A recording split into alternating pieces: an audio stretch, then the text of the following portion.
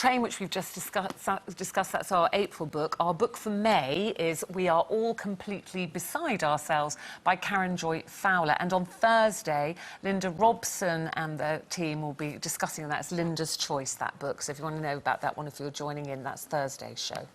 Back to today. Actress Joyner has traded the East End for the North West in her latest role in the BBC drama Ordinary Lives. But there's been no let-up in the drama stakes. Granted, she hasn't buried her husband alive yet, but he has gone missing, and now she's getting mystery calls, and it really is pushing her dangerously close to her married boss. Phone calls have started again. Since when? Last week. You could have told me. Why doesn't he say anything? If it is him, why would he do that to me?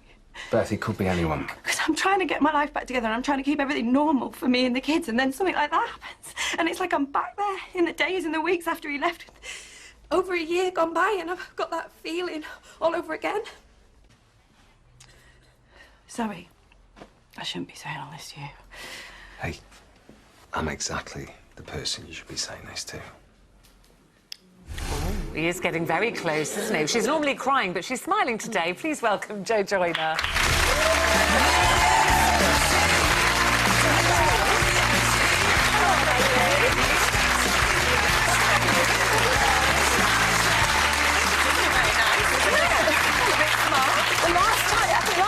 You were here as a panellist, weren't you? I was probably, yes, and we didn't have these fancy stools like this. No. Yeah. That'd take you about half an hour to get on. Yes. Careful, Colleen doesn't. She's got a habit of just doing that with your chair. Oh, no, don't. Oh, big pop down. Yeah, it's brilliant.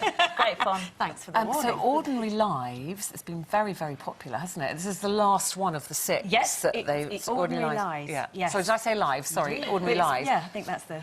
But idea, each one is the story behind the life of somebody. There they all are, your team. Yeah. In the workplace there, and it's interesting because I think we always think in a workplace what's happening in people's lives. It's a great concept. It's perfect. It's a perfect show for people that are nosy, like myself, because I'd love that. I'd love to be able to dip in and see exactly what's going on with everybody that you work with. And I think, especially in an environment like that, you really don't get to know each other until it's sort of Christmas party, and then suddenly all these secrets come out, don't they? Once a year, I'm told.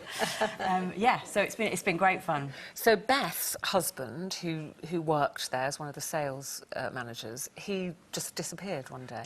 He just went to the shops and never came back. So she's been living in this terrible limbo, really, for over a year with her kids, and she can't move on because she doesn't know whether he's just, you know, he's been murdered or something awful has happened, or whether he's fallen out of love with her and left her, or if he's living with another woman somewhere in France, you know. More common than you think, actually, that kind of scenario, isn't it? You read terrifying about it a lot. Yeah, absolutely. And so and that's the only story that's kind of threaded through the whole series. Every week's almost been a tale in itself, but this one has weaved through. And you're getting close. And I'm getting close to finding him, and I'm getting close to the boss, Max. Oh, as you would with Max Beasley. Oh, is that why you agreed to do it when you found out who the boss was? Yes, it's in every contract now. Yes. Is Max in it? Good. Right. Because it's had such good reviews and been well accepted, do you think it's the identity of all of us who tell, like, ordinary lies from time to time? Do you think that's the crux of it all? I think maybe. Do you know, it's a bit like when I did the series No Angels, all these people would kind of go, oh, as if that would never happen in a hospital and all that. Every nurse I ever met had another story that she'd say, oh, and there's this, and there's this. Yeah. And I kind of, after the first episode went out of this, people were tweeting me saying, giving me some terrible stories and terrible lies that people have been caught out with at work and things. So I think there is that kind of idea fibs. that we call them fibs. And how they spiral out of control. Yeah, it's the spiral. You start off with it seems quite an innocent or little white lie. Which lie did I tell? Yeah, to who? And who did I tell it to? Yeah. Well, I have to say, I miss you out of EastEnders. Oh, do you? I do. I mean, well, you were in it, what, for 7 years? 7 years, yeah. Gosh, and did you like going back for the live edition? I did until I made a bit of a mess up, yeah. It was really nice. We'd had a really great week up until that point, yeah. So for people who haven't seen it or don't watch it, what happened? I called Adam Woodjack by his real name rather than by his character name. And do you know, the irony is that when you start there, like 7 years, a long time ago, when I first started there, you spend a lot of time trying really carefully not to call Adam Ian. Yeah. You know, when you're chatting to him in the green room or something, you're thinking, mustn't say Ian, mustn't say Ian.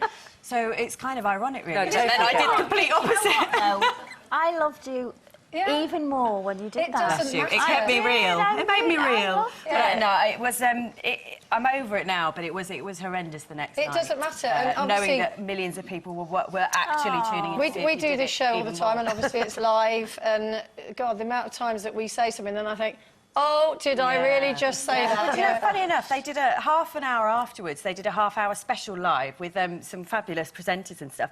And during that, I was watching it, and several of them did it the opposite way round. Exactly. Yeah. And I do it every day, It's probably. And how- so that's how part is it of your job different? actually on panel, isn't it? We're with a doing lot of Ordinary characters. Lives and all that sort of stuff, just very quickly, because EastEnders is quite a machine. How does it feel different to act in a sort of a not perpetual drama? It is lovely. It's lovely to get away and out of the one place, because it's. I think that's the thing. We're so nomadic as actors. We're really used to moving about and going to different places, meeting different people. So I'd missed that, if I'm honest. Well, listen, don't miss it tonight. I'm sorry to that's interrupt all right. you because we're just running out of Yeah. time. Sorry, tomorrow, BBC One, 9 o'clock. It is the final episode. Brilliant. Ordinary Lies. Dying to find out what your husband has been up to, whether he comes back. Joyner, thank you very much. Well done.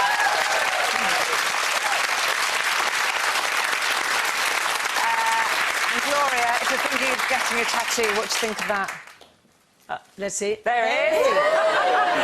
See you tomorrow, Judo.